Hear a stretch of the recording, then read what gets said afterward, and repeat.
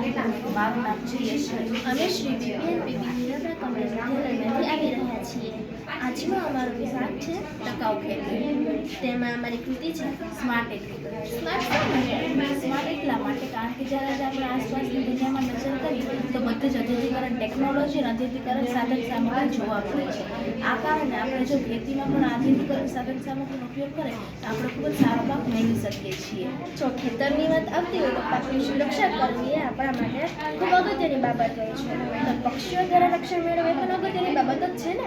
તેના માટે અમે ચારીઓ રાખેલ છે. આ ચારીઓ બધા જ ખેતરોમાં જોવા મળે છે, પણ અમે આ ચારીઓ ફરતો રાખેલો છે.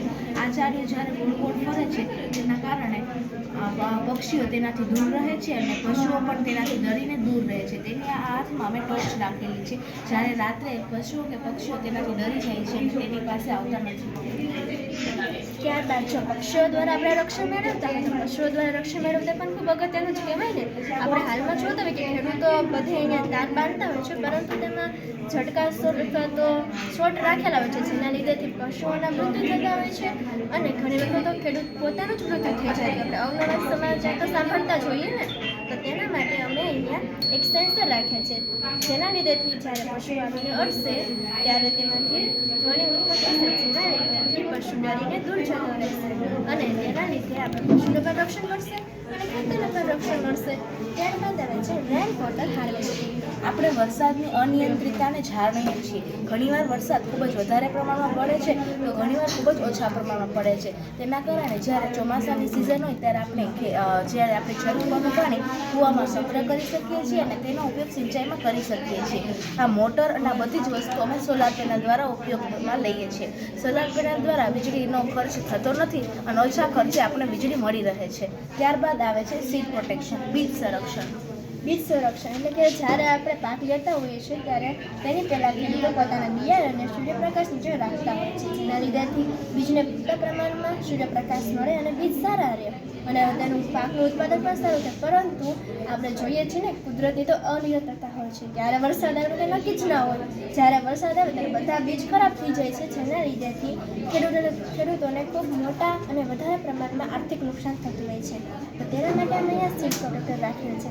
અમારા પ્રોજેક્ટનો જો જોઈએ તો સીડ પ્રોટેક્ટર એક મેન કોન્સેપ્ટ છે જે અમે અહીંયા લઈને આવ્યા છીએ. જ્યારે આ રેન સેન્સર છે, જ્યારે આની ઉપર વરસાદનું પાણી અથવા તો ટીપું પડશે એટલે તરત જ આ ઉપરનો ભાગ હોય છે તે બંધ થઈ જાય છે. તેના લીધેથી અંદરના જે બીજ હોય છે તેને રક્ષણ મળે છે અને જ્યારે આ સેન્સરની ઉપર રહેલું પાણી સુકાઈ જશે એટલે તરત જ તે ખુલી જશે, જેના લીધેથી આપણા બીજને પૂરતા પ્રમાણમાં સૂર્યપ્રકાશ મળે અને વરસાદ જેવું હોય ત્યારે પણ તેને રક્ષણ મળે. અને આપણે જોઈએ જ છીએ ને, જે હમણાં થોડાક દિવસો પહેલાં જ્યારે માનવીના પાત્રા તણાતા તો તેના માટે પણ આ ખૂબ ઉપયોગી હોય છે. તો તેના માટે આ રાખેલ છે અને આપણે એવું નથી કે બીજને જ આપણે રક્ષણ કરી શકીએ, આપણે ઉગાડેલા પાકનું પણ અમે રક્ષણ કરી શકીએ છીએ.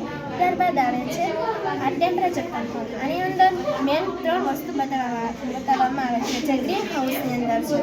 ગ્રીન હાઉસ આપણે આજે બધા જ ખેતરોમાં જોવા મળે છે, પરંતુ ગ્રીન હાઉસમાં ટેમ્પરેચર ફેન જોવા મળતો નથી. ટેમ્પરેચર ફેનનું કાર્ય એ છે કે તે ગ્રીન હાઉસના અંદર રહેલા તાપમાનનું નિયંત્રણ કરે છે. જ્યારે ગ્રીન હાઉસનું ટેમ્પરેચર વધી જાય છે એટલે કે 32 થી 33 પહોંચે છે ત્યારે આ ફેન એની રીતે ચાલુ થઈ જાય છે અને અંદરના તાપમાનનું નિયંત્રણ કરે છે.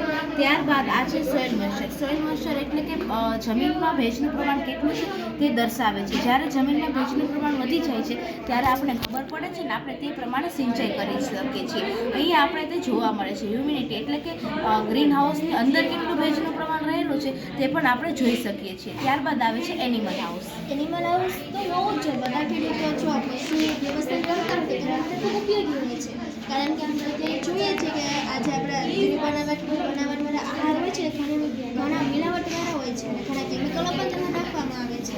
જો આપણે ઘરે જ પશુઓ હોય તો તેના દ્વારા આપણે શુદ્ધ પોષક તત્વવાળા આહાર મેળવી શકીએ છીએ અને તેના ગોબરનો આપણે ગોબર ગેસના બાયોપ્લાન્ટ તરીકે ઉપયોગ કરી શકીએ છીએ, જેની અંદરથી મિથેન ગેસ ઉત્પન્ન થાય છે અને તેનો આપણે ઘરની અંદર સંગ્રહ કરીને તેનું ઇંધણ તરીકે ઉપયોગ કરી શકીએ છીએ. અને વધેલા ગોબરને આપણે જમીનની અંદર રાખીને તેના ખાતર તરીકે ઉપયોગ કરી શકીએ છીએ, જેના લીધેથી આપણા પાકની ફળદ્રુપતા પણ વધે છે અને આપણો પાક પણ ખૂબ સારો હોય છે. તો આ હતો આજનો અમારો પ્રોજેક્ટ.